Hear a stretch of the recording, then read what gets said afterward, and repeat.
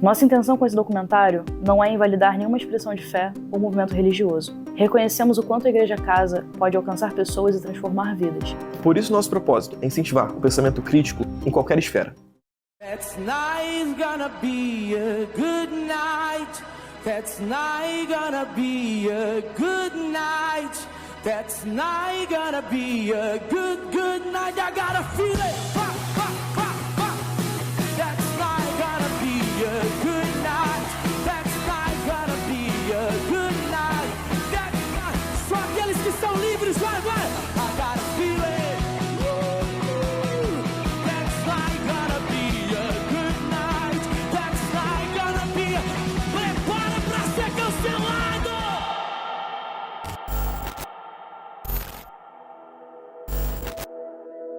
A primeira etapa de qualquer pesquisa é reconhecer historicamente a origem daquele objeto de estudo. Origem que, nesse caso, se chama pentecostalismo. O pentecostalismo chega no Brasil em 1910, né? No Pará, da Assembleia de Deus, movimentos missionários começam a vir para a América Latina, mais precisamente no Brasil, e essa é a primeira onda pentecostal, né? A imersão nos grandes centros começa por ali, né? Nas áreas que estão passando por um processo de urbanização na década ali de 50, e essas são as igrejas de segunda onda. As igrejas de terceira onda são as que emergem no Brasil. Aí a gente sempre usa a Igreja Universal como um exemplo, que são essas igrejas que têm um investimento muito forte na figura do demônio, na prática de cura e nas grandes mídias. Observa-se, né, um investimento muito alto no emprego de tecnologias durante os cultos, que são chamadas comumente de neopentecostais. Bem, eu nasci na década de 90, né? Então a minha infância e adolescência foi basicamente vivenciando o auge da explosão gospel. Sempre foi uma coisa que me despertou muita curiosidade e muito fascínio entender todo esse contexto midiático que envolvia a igreja em si. Então, eu cresci no movimento worship sendo desenvolvido. As músicas ficando mais simples, templos sendo pintados de preto, camisa oversize virando uniforme de louvor. É uma transformação, é uma forma do que a aparência da igreja vai viver. Só que, como toda transformação, pode trazer problemas se não tiver um olho nos princípios. A cultura gospel, ela está ancorada numa tríade. São 3 elementos que determinam, desde os anos 90, a formação dessa cultura. A música, ela realmente é um movimento musical, mas ela extrapolou isso à medida que o movimento musical foi se consolidando como um movimento cultural e os outros elementos foram sendo adicionados. Então é a música, o mercado, a lógica do mercado não é só vender coisas, mas assimilar a teologia do mercado, que é a teologia da prosperidade, a lógica do sucesso, da competição, do merecimento, tudo isso que é trazido para uma compreensão teológica. E o terceiro ponto é o entretenimento. Os evangélicos, historicamente, não eram para se divertir, não existiam para se divertir, eles existiam para trabalhar. Essa era a palavra-chave, trabalho. Inclusive, os encontros da igreja, os cultos, eram chamados de trabalho. Eu vou para o trabalho da igreja, era assim que se falava. Então, entretenimento, diversão, isso era coisa tida como do mundo. A cultura gospel vai mudar isso, porque vai trazer com a música o elemento do prazer e da diversão, da emoção, da sensação. Então, esses 3 elementos, música, mercado e divertimento, entretenimento, dão um sentido dessa cultura gospel. O worship é um nome chique, é um nome mais chique para isso. É uma atualização, não tem diferença. A afinidade eletiva do pentecostalismo com o neoliberalismo, ela é evidente, né? O pentecostalismo se baseia em valores neoliberais, né? Nesse sentido, assim, né? Uma ênfase muito grande no indivíduo. É uma religião mais individualista, a sua salvação é individual. Isso se torna um mercado de bens mesmo, né? Simbólicos, que são disponibilizados publicamente num mercado informal, por exemplo. Esse atravessamento neoliberal, ele vai se manifestando em diversas correntes. Então ele se manifesta na religião, ele se manifesta na política, ele se manifesta na educação, ele se manifesta na cultura e na arte. E eu acho que uma das grandes estratégias que eu percebi que atuava com muita força na igreja, nas igrejas, era o roubo do tempo através do excesso de diversão e através do excesso de trabalho. Então, o roubo do tempo, eu acho que foi a grande sacada, assim, do neoliberalismo. Ele rouba o tempo da pessoa para que ela produza para ele. Então, ela vai para uma igreja espetacularizada. Esse excesso de alegria, esse excesso de música, esse excesso de... Ele rouba o tempo de reflexão, ele rouba o tempo de silêncio, que é necessário e que reconecta e que resgata esse vínculo que muitas vezes se perde na sensação de vínculo. O evangelho, a natureza do evangelho é comunicação. A comunicação não é um evento atual, né, dentro da fé. A fé ela é muito eficiente. Ela sempre se apoderou de tudo aquilo que pode potencializar o amor de Cristo, a divulgação da fé cristã, como, por exemplo, cores, templos, pensamentos. Então, é da natureza do evangelho comunicar. Cristo, ele quebrou paradigmas. Jesus, ele transformou aquilo que era códigos de religião, né? Quebrou isso e trouxe para junto de nós a religiosidade, aquilo que nos atravessa, aquilo que nos toca, aquilo que nos potencializa, aquilo que nos faz sensíveis ao amor de Deus. Então, a quebra de paradigmas é algo também comum no evangelho. Agora, os limites disso, bem, os limites são bem conhecidos. Primeiro, o bom senso. Tudo que você fizer, você tem que considerar o bom senso. Porque o Evangelho de Cristo, ele tem uma essência. Ele pode se adaptar, ele pode se adequar a determinados tempos, mas ele nunca pode perder o seu significado. As estratégias de marketing ou de comunicação sempre foram usadas dentro das igrejas. Seja pela panfletagem pública, seja o uso de rádio, TV, internet, tudo isso foi estratégia de marketing. O problema, as consequências disso é que, através de um profissionalismo da igreja, você acaba atraindo o olhar que era para alcançar vidas e transformar, você acaba alcançando números, ibope, views.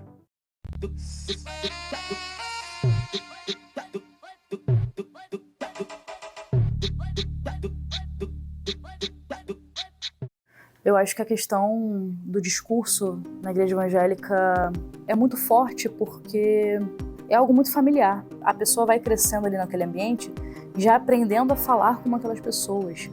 E isso é muito reproduzido. É uma questão de, tipo, eu preciso convencer aquela pessoa porque a salvação dela depende daquilo. Nós que nascemos a partir dos anos 70, 80, nós crescemos e somos acostumados com a presença da igreja na mídia. Então, essa relação igreja, mídia e cotidiano, ela faz parte da vida do brasileiro.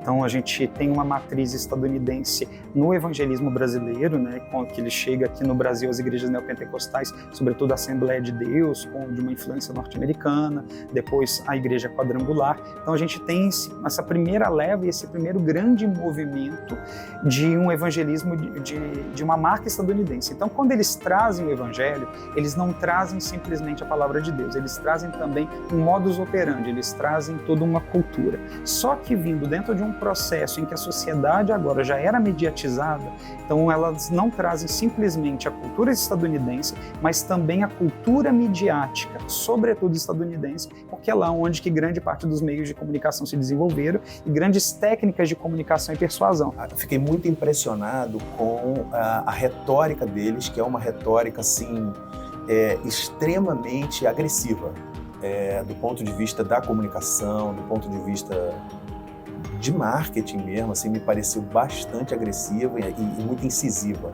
Essa expressão de comunicação escandalosa, eu acho ela muito apropriada para esse exemplo que vocês estão trabalhando, esse caso aí que vocês estão estudando. Me pareceu uma coisa muito próxima de uma histeria até, assim, mas uma histeria do ponto de vista deles que organizam essa comunicação dessa maneira, me pareceu uma histeria extremamente estratégica extremamente bem pensada e ao mesmo tempo tentando usar de contágio, que é uma expressão que a gente usa numa determinada semiótica, para gerar um contágio, uma histeria por contágio no seu fiel, no seu público, né? Eles se apropriam de certas maneiras de produzir sentido do mundo mundano, do mundo laico e tal, só que isso tudo é mercantilizado, digamos assim, pela igreja deles, né? Obviamente, porque isso tudo está sendo motivo de uma estratégia, né, persuasiva muito poderosa. O escândalo, assim, sempre é provocado quando você tem uma inovação. Quando surgiu a bateria na igreja, quando começaram a ter festa para adolescentes dentro da igreja, quando a igreja foi para o YouTube, foi para as redes sociais, tudo isso gerou um escândalo. A comunicação escandalosa da casa em si, ou outros tipos de comunicação escandalosa, geram afastamento de pessoas da realidade do evangelho. Eu acredito que existam limites na comunicação da igreja, que existem princípios que não podem ser vendidos para estabelecer comunicação ou qualquer outra forma de ação dentro da igreja. Na lógica das mídias, você tem concorrência, você tem competição, você tem que fidelizar público e captar mais público.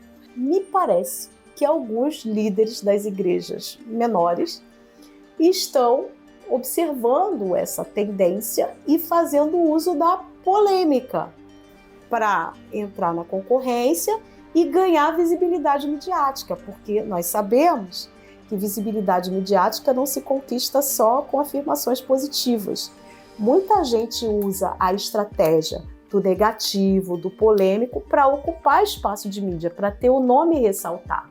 Chama muito atenção esse caso que vocês estão analisando, porque ele rompe justamente com uma oposição muito fundamental na construção das narrativas religiosas, que é a oposição entre mundo e igreja.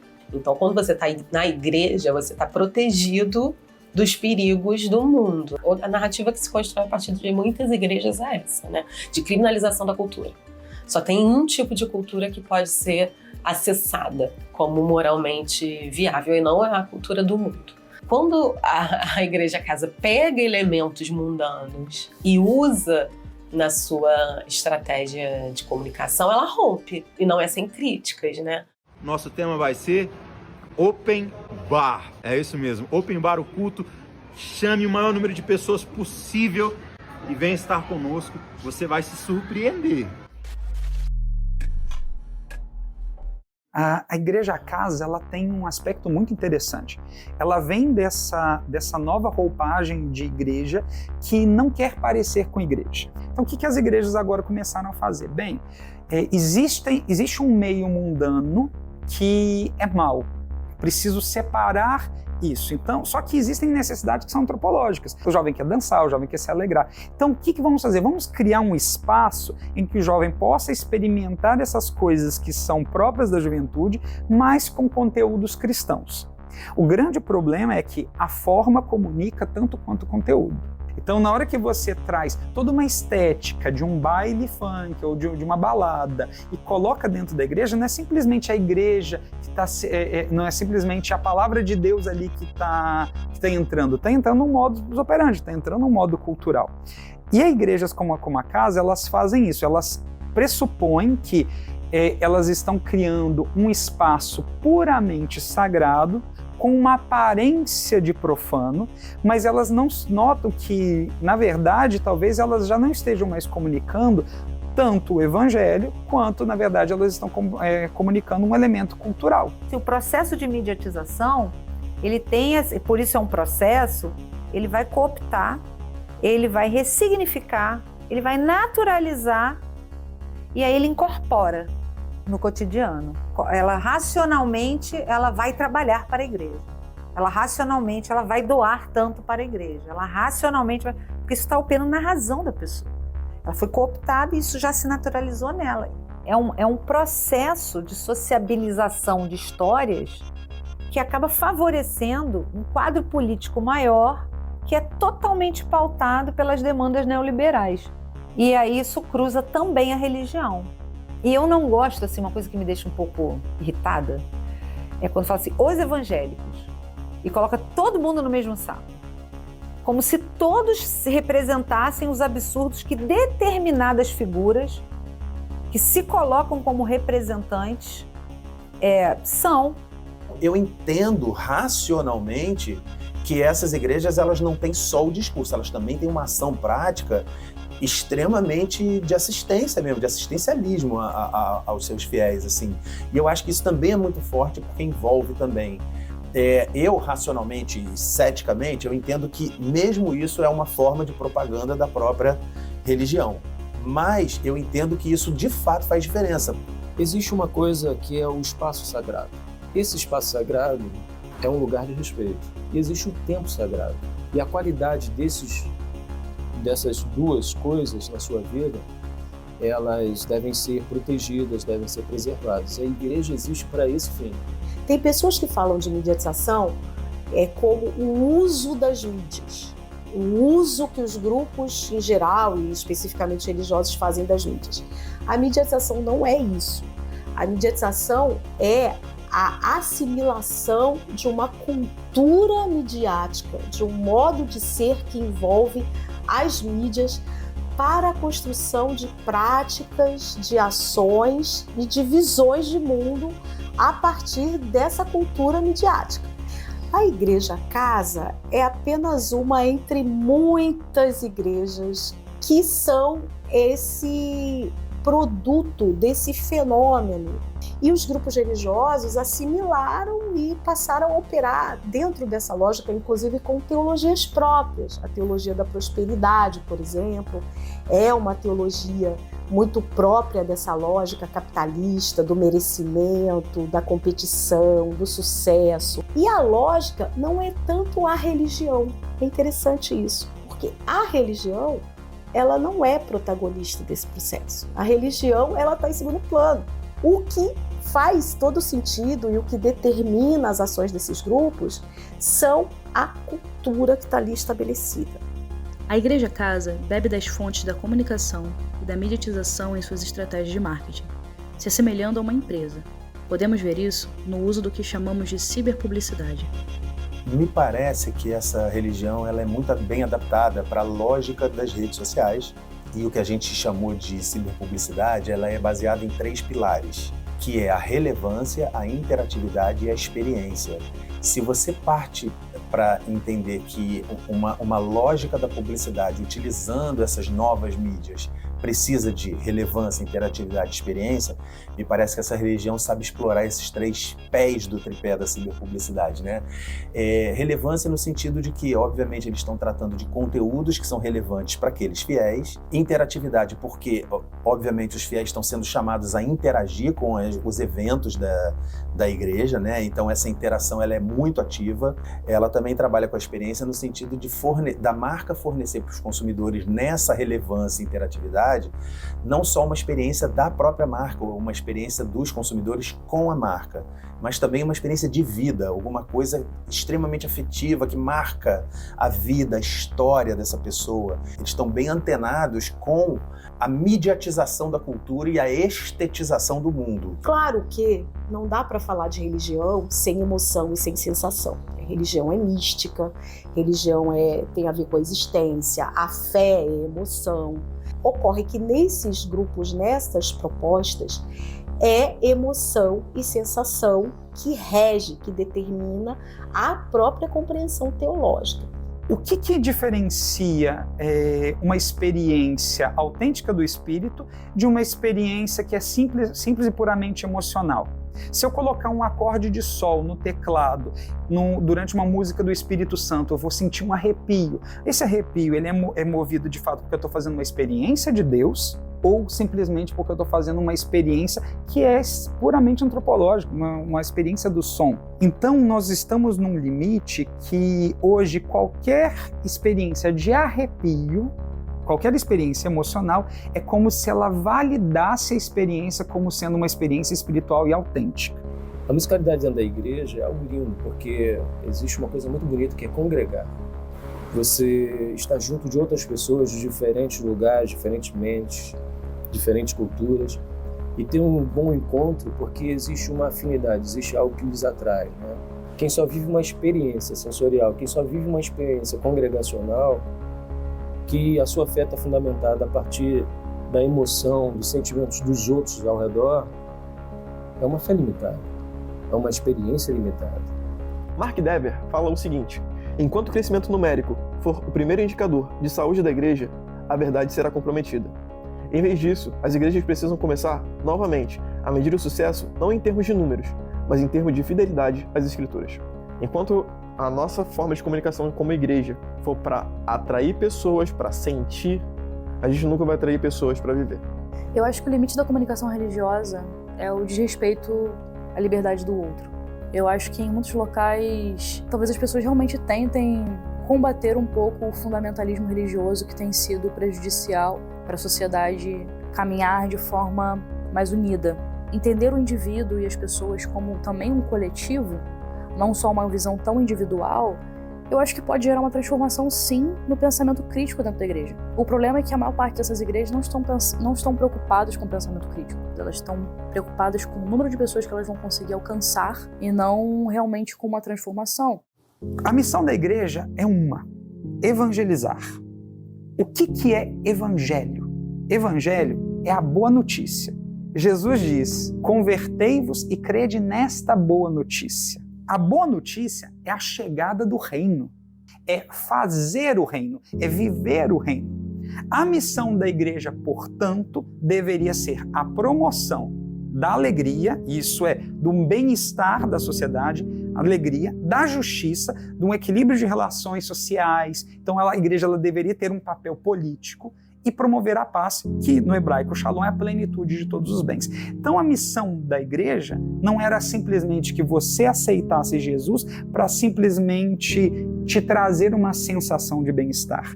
A fé, ela é sobretudo ética. E o reino de Deus é a promoção de uma sociedade igualitária. Enquanto isso não estiver acontecendo, a gente não está vivendo o reino de Deus. Isso não é evangelização, é simplesmente mascaramento, instrumentação da palavra de Deus com outros fins que não são os mesmos fins de Jesus. A minha motivação quando eu pensei em realizar esse documentário e procurar pessoas que falassem sobre isso era realmente aprender mais sobre esse mundo e dar voz a essas pessoas. Foi realmente tentar entender esses processos que eu vivi. E mesmo as pessoas que saem desse contexto religioso, isso marca a vida delas, de alguma forma. Existe uma gravidade na questão do pensamento que é refratária a qualquer crença. A própria audácia de questionar. É difícil você reunir ciência, fé, pensamento, conhecimento, é difícil, mas é necessário refletir sobre isso no nosso cotidiano. E onde estão os impactos?